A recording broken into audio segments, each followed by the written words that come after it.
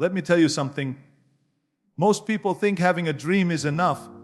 They think writing it down in a notebook, making a vision board, or talking about it with friends somehow puts them on the path to success. But a dream without relentless vision is just a wish, and wishes are cheap. Everybody has them. The 98% start with the same excitement as the 2%. They get fired up, they talk big, they feel unstoppable for a while. But the second life punches them in the face, and it will, they lose sight of the goal. The image they once saw so clearly gets blurry. The fire that burned so hot turns into smoke. And before they know it, they're back to where they started, telling themselves, maybe it wasn't meant to be. The 2%, they don't think that way. When they see their goal, it's not a hazy idea. They can smell it, taste it, feel it in their bones. Their vision is so vivid that it becomes part of their identity. They don't wake up wondering if they'll make it happen. They wake up wondering how soon. And when life throws roadblocks, they don't stop to complain. They don't pause to cry about fairness. They simply adjust their route and keep moving forward because the destination never changes. I've seen people with unbelievable talent give up halfway because they couldn't keep the picture in their mind sharp. They let doubt creep in. They started listening to voices that told them to be realistic. But the 2%, they protect their vision like a lion protects its cubs. They don't let the noise of the world dilute the clarity in their head. You tell them it can't be done. That's like throwing gasoline on a fire. It burns hotter. Here's the truth most people don't want to hear: your vision will be tested every single day. Not just by obstacles, but by time. Because the most dangerous thing isn't when something blocks your path. It's when nothing happens at all, when you keep working and working, and there's no applause, no recognition, no results yet. That's when the 98% start to fade. That's when they start changing the plan, lowering the target, convincing themselves they never wanted it that much in the first place. But the 2%, they double down. They keep the picture in their head so alive that even in the silence, even in the darkness, they can see it as if it's already here. People ask me, what's the secret? How do you keep your vision alive for years? The answer is simple. You feed it every single day. You visualize it, you work for it, you talk to yourself about it until it becomes the most real thing in your life. You make decisions as if you've already achieved it. The 2% don't wait to feel motivated. They operate from the vision, not from their mood. Mood is temporary, vision is permanent. And here's the part most can't handle. If your vision is real, you will outlast everyone who started with you. The people who laughed will move on to laughing at someone else. The people who doubted will go quiet. And the people who gave up will start making excuses for why it didn't work out for them. Meanwhile, you're still moving. That's the difference. It's not about speed, it's about consistency. Because the 2% don't care if it takes 5 years or 15. They know that time is irrelevant when the vision never blurs. I've seen people chase 10 different things in 1 year because they couldn't commit to one clear vision. That's like planting 10 seeds and never watering any of them enough to grow. The 2% plant one seed, water it daily, and guard it with their life until it becomes a tree that can't be ignored. That's what it takes. It's boring to some, but it's powerful. When you're part of the 2%, you stop needing proof from the outside world because you already have proof in your head. You can see the movie of your success playing before it's real. And that movie, that's what keeps you moving when the world says stop. That's what keeps you getting up after you've been knocked down. That's what separates the people who talk from the people who do. When everything gets dark, when everyone turns their back, when progress is invisible, will your vision stay crystal clear, or will it fade like it was never there at all? Because the answer to that question will decide which side you end up on. Let me tell you something, discipline is the real separator. Talent, plenty of people have it. Opportunity, more than ever, it's everywhere. But discipline, that's rare.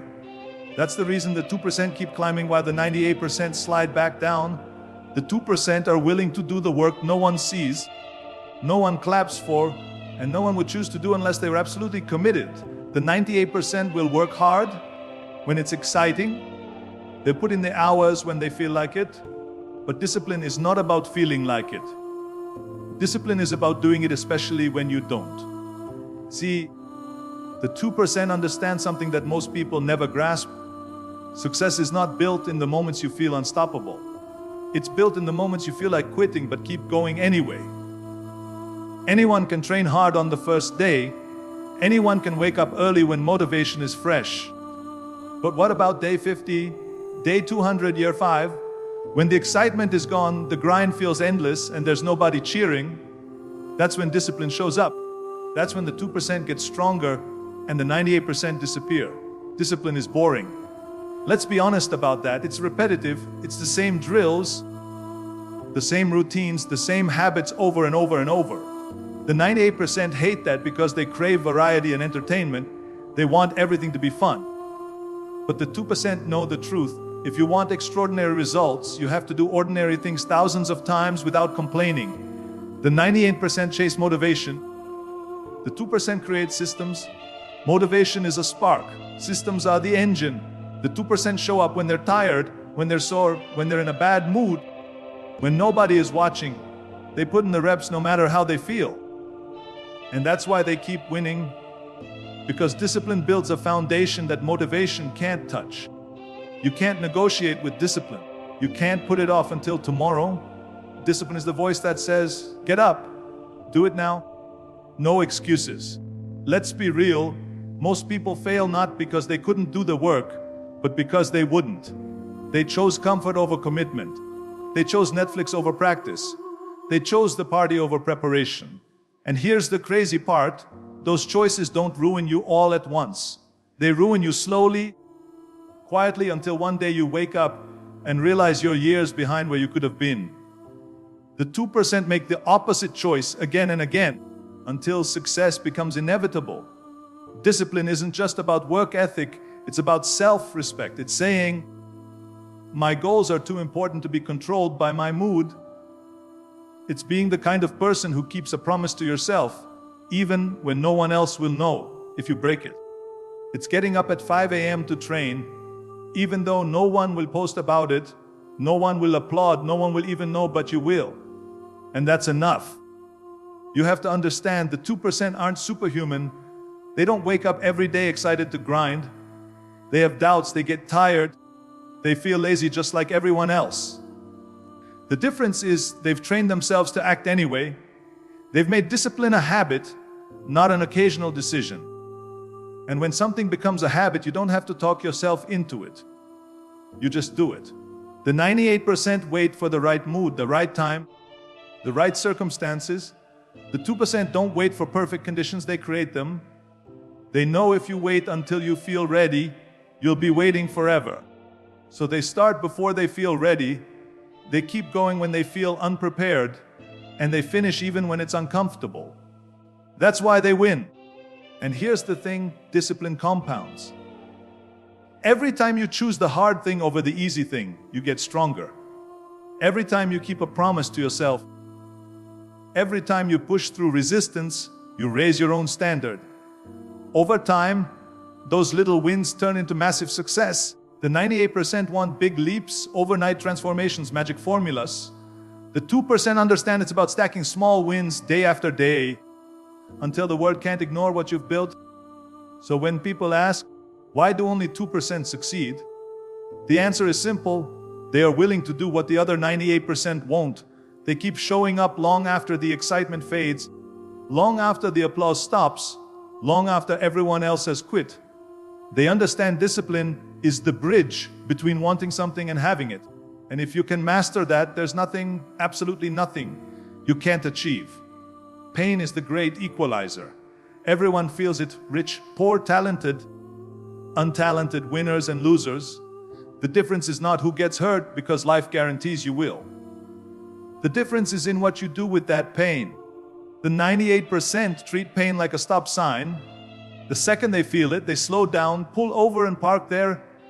They tell themselves it's a sign that they should quit, that maybe they're not cut out for it. They wrap their pain in excuses. I don't have the right background. I'm too old. I'm too young. It's just not my time. They think they're explaining their failure, but what they're really doing is building a cage they live in forever. The 2%, they look at pain differently. Pain is not a stop sign to them. It's a green light. It's proof they're on the right track. It's confirmation they're in the fight. When their muscles burn, when the rejection stings, when the losses pile up, they don't retreat. They turn that pain into fuel. They take every bit of it, break it down, and burn it for energy to push harder. Pain doesn't weaken them, it hardens them. Here's what most people don't understand. Pain can destroy you, but it can also build you. It depends on whether you see it as punishment or as preparation. The 98% see pain and think, why me? The 2% see pain and think, try me. That little shift changes everything. Because if you decide that pain is a teacher, you stop running from it and start learning from it. You stop complaining about the weight and start lifting it until it makes you stronger. Think about it. Every breakthrough in history came from someone willing to endure more than the average person. Every athlete who breaks a record, every entrepreneur who builds something from nothing, every leader who changes the world, they all bled for it. They were all told no 1,000 times. They all faced moments that would have broken the average person. But instead of folding, they used it as momentum. Pain will always ask you the same question, are you serious? And most people answer with silence by walking away. The 2% answer by pushing forward harder than before. They know the road to success isn't paved with comfort. It's paved with struggle, sacrifice, and moments that make you question yourself.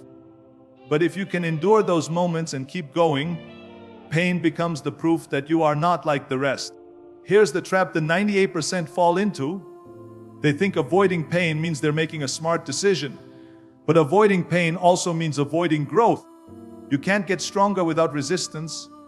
You can't learn resilience without hardship. You can't win without risking loss. The 2% know this, so they don't waste time looking for an easy path. They take the path with the uphill climb, the one that burns their legs and tests their lungs, because they know that's the path that leads to the summit. Pain is also the best motivator if you use it right. The sting of failure, the memory of being underestimated, the humiliation of being told you're not enough. Those are powerful fuels, but they only work if you let them push you forward instead of hold you down. The 98% keep replaying the pain in their heads as a reason they can't succeed. The 2% replay it as a reminder of why they must succeed. I've seen people turn heartbreak into empires.